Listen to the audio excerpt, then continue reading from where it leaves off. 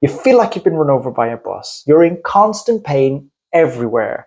Your energy levels are on the floor. You can't sleep well. And even if you could, it wouldn't recharge your batteries. It's got you feeling depressed. And life is hard. This is what it's like to have fibromyalgia, a condition that is still widely misunderstood and even in some cases dismissed as not being real. And that leaves people feeling alone and hopeless. I'm Dr. Quinn, a GP who's seen people struggle like this far too often, but I've also seen people feel an awful lot better. And that's what today's video is about, jumping straight into the treatment options for fibromyalgia. Diagnosis, symptoms, I have another video on that that's worth a look to, which I will link at the end. But today, let's cover what actually works without medication, the natural approach. Medication, the good, the bad, and the useless, and breakthrough treatments and what might be coming next. Before we go on any further, let me just address the elephant in the room and say the following statement, which I think we all know is true. There is no cure for fibromyalgia. Now, as depressing and all as that sounds, bear with me, because there is also no cure for COPD, asthma, diabetes, high blood pressure, and the list goes on and on and on. But just like all of those conditions, fibromyalgia, if it can't be cured, it can be controlled.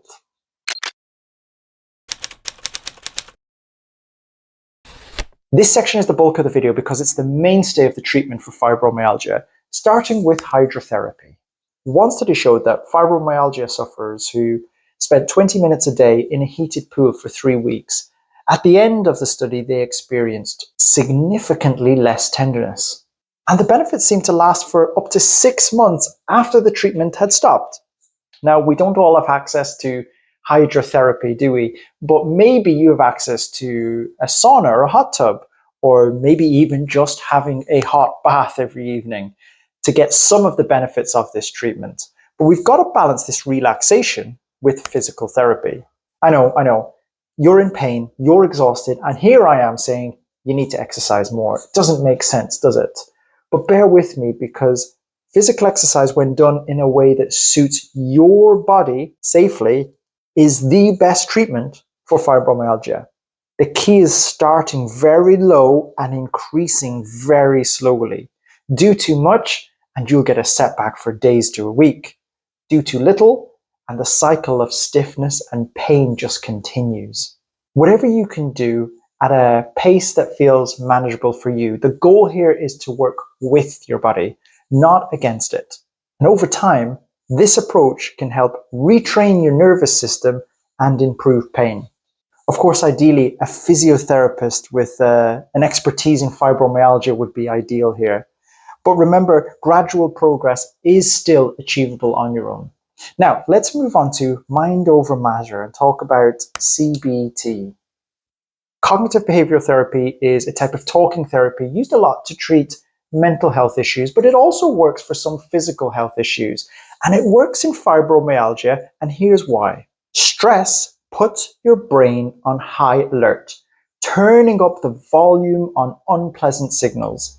CBT, through practical, problem-focused approaches, aims to retune and turn down the dials on certain areas of the brain and help fibromyalgia symptoms. In a nutshell, it challenges the way you think about and process pain, because the truth is, you have more control over pain than you think you do.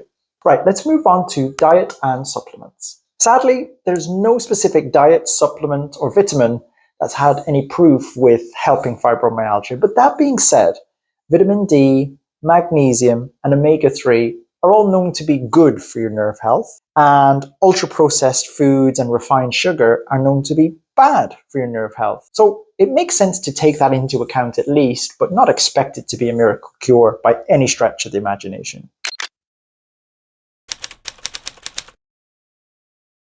So although medications aren't the mainstay of treatment, in my experience, they do have a role in some situations in addition to lifestyle, and I've seen some very good responses to some of the following medications. Of course, they do come with side effects, so they're not all good. Let's start with Amitriptyline. This drug is actually an antidepressant, even though we don't really use it for depression that often anymore. We use it more for sciatica, shingles, pain, headaches, IBS, sort of nervous system regulation issues, which is exactly what fibromyalgia is, and maybe that's why it helps. Best side effect of it is it makes you sleepy, which if you're struggling with sleep and fibromyalgia, that might be a good thing, but it's also the worst thing about it. It might make you too sleepy, even at low doses. It can leave you drowsy throughout the day and have some other side effects long term. So just like amitriptyline, this one is also an antidepressant, but two things about it. One, it's in a different family to amitriptyline, so technically the two could be taken together. And the second thing is, this drug is also specifically licensed to treat fibromyalgia. And the good or the bad thing about it is, it's far less likely to make you sleepy than amitriptyline. So this one is controversial for two reasons. Firstly, Tramadol is a morphine family medication, meaning that Tramadol is addictive, and with time your body can get used to it, meaning that it doesn't give you the same benefit it used to do and you need higher and higher doses. But there is a role for it. It can help in the short term, so it might be something that's good in flare-ups or bouts, but just not medium to long term. Believe it or not, Pregabalin is an epilepsy drug, so it's used to treat seizures, but like amitriptyline, it seems to work outside of its intended purpose, and it might help you with sleep. The problem is, it might cause you to gain weight, it might make you too drowsy, and it can be difficult to stop the medicine. In a sentence, these probably aren't worth it. Fibromyalgia is not an inflammatory condition, meaning these drugs are unlikely to do anything for you. Fibromyalgia affects between 1 and 5% of the population, meaning millions of people are affected by it, which is a good thing in terms of there's a desire to research it further, meaning new treatments could be on the horizon. Here are some of the more exciting ones.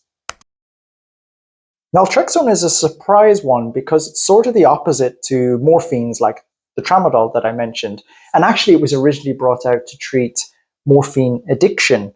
But there's some evidence coming out to say that it may help prevent and treat nerve irritation and settle down an overactive immune system, because it's postulated that the immune system may have something to do with fibromyalgia that we don't fully understand yet.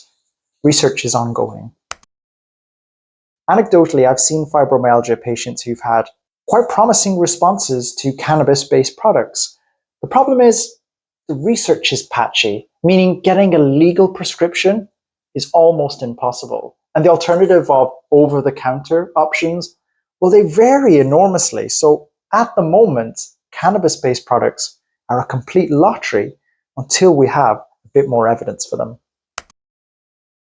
So this futuristic sounding treatment involves sending weak electrical currents or magnetic pulses through the scalp to stimulate certain brain areas. The early research, moderate improvements in pain and fatigue, so it's not a miracle cure, but it's definitely intriguing. At the end of the day, what works for one person may not work for another person, and there's going to be a bit of a trial and error process. But it's also super important that you're actually treating the right illness, which is exactly why I've made this video, to make sure the diagnosis is right, the symptoms line up, because what you don't want to happen is for you to start taking those hot baths and hydrotherapy along with duloxetine, when actually what you needed was a sleep apnea mask or B12 injections. Hopefully I'll see you over there, but thank you very much for watching.